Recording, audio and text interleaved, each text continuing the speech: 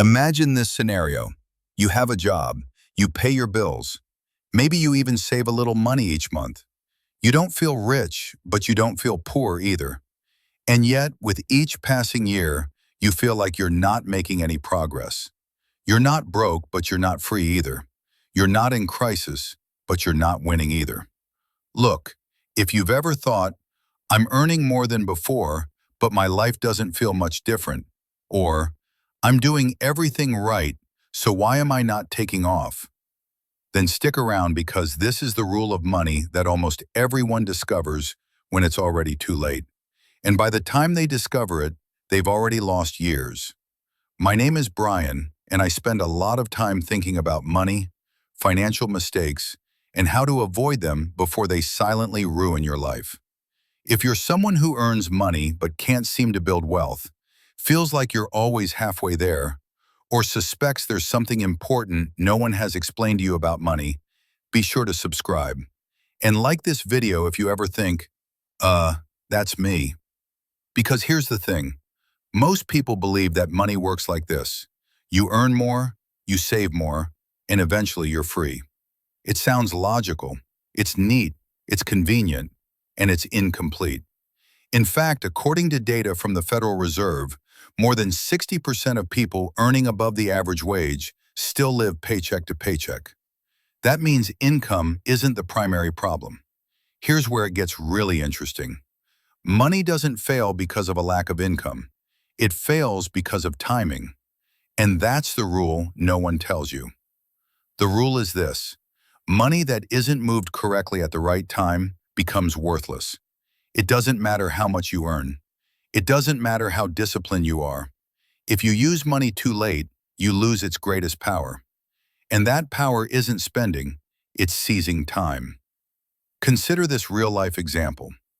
Person A starts investing $200 a month at age 22.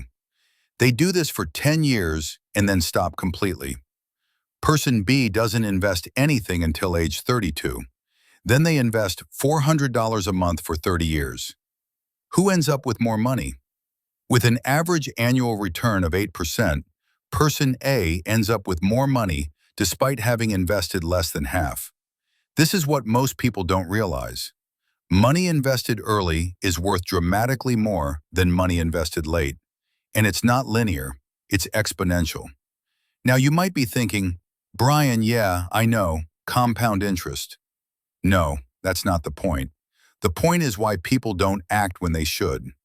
Here's the uncomfortable truth. When you're young, you underestimate time and overestimate future money. Your brain says, I'll earn more later, I'll save more later, I'll invest later. But when that later arrives, you have expenses, you have responsibilities, and you're afraid. And money misses its ideal timing. It's like planting a tree after you already need shade. Let's do some simple math.